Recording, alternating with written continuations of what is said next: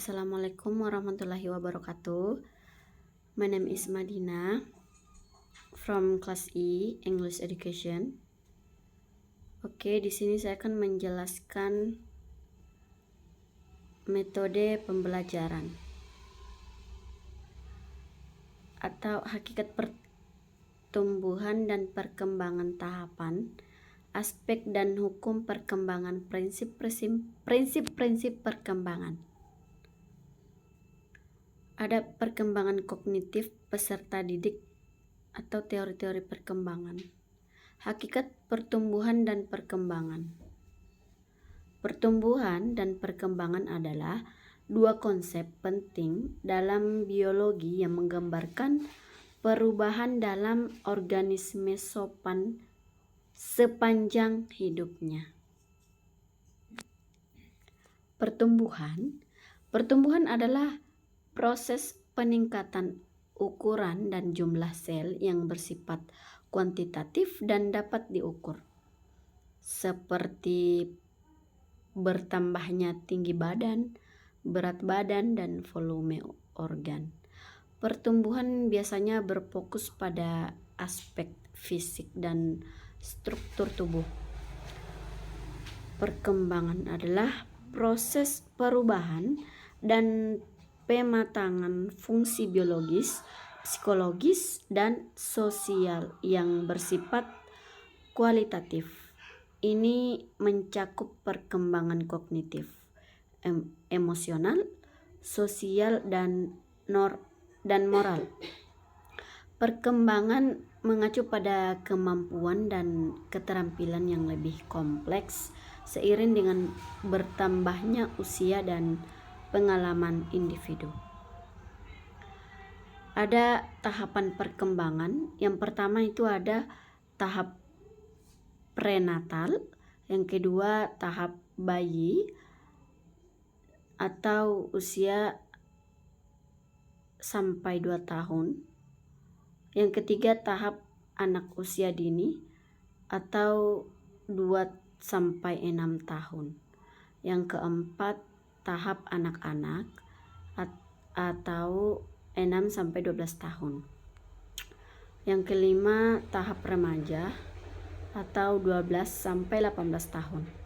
Yang keenam tahap dewasa awal atau 18 sampai 40 tahun. Yang ketujuh tahap dewasa tengah atau 40 sampai 65 tahun. Yang terakhir tahap dewasa akhir atau 65 tahun ke atas. Selanjutnya ada aspek perkembangan. Ada beberapa aspek perkembangan, yaitu fisik atau perubahan dalam tubuh seperti pertumbuhan tulang dan otot. Terus kognitif, perkembangan kemampuan berpikir, belajar, dan memecahkan masalah. Selanjutnya emosional, perkembangan perasaan dan pengelolaan emosi. Yang selanjutnya sosial, interaksi dengan orang lain dan pengembangan keterampilan sosial. Terakhir moral, pemahaman tentang nilai dan prinsip etika. Terus selanjutnya ada hukum perkembangan.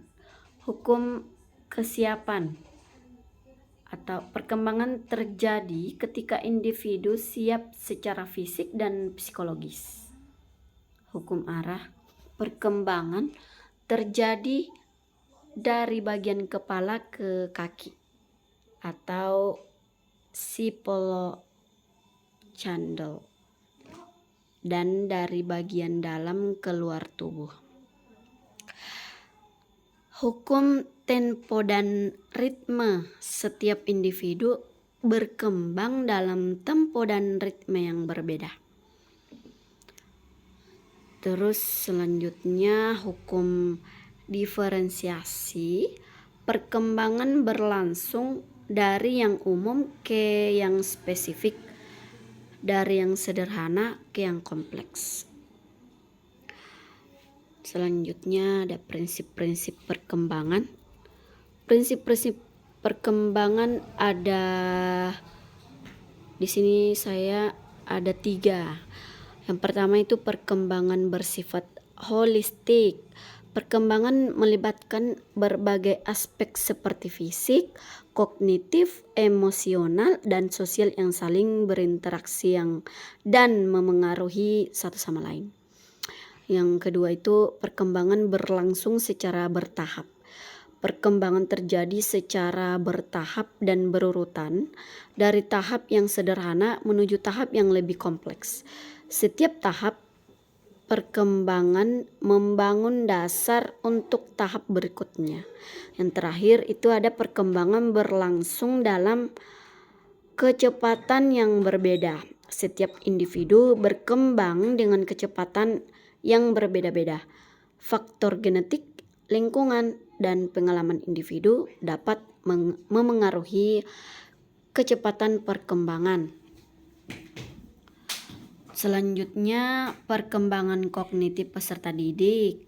Perkembangan kognitif peserta didik mengacu pada perubahan dan perkembangan dalam kemampuan berpikir, memahami, memecahkan masalah, dan membuat keputusan. Jean Piaget, seorang psikolog perkembangan terkenal, mengidentifikasi 4 tahap utama perkembangan kognitif anak. Yang pertama di sini ada tahap sensori motor atau 0 sampai 2 tahun. Anak belajar tentang dunia melalui interaksi langsung dengan lingkungan, menggunakan indera dan tindakan motorik.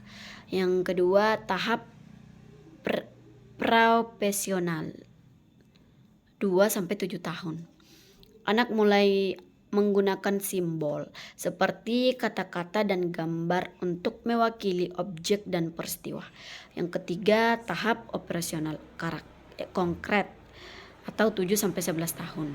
Anak mulai berpikir logis tentang objek dan peristiwa konkret. Yang keempat,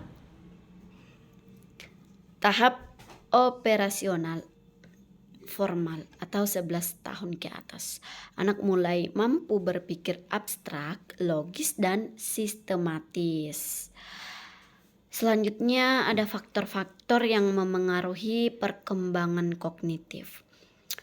Yang pertama, pengalaman dan lingkungan. Interaksi dengan lingkungan fisik dan sosial sangat penting untuk perkembangan kognitif.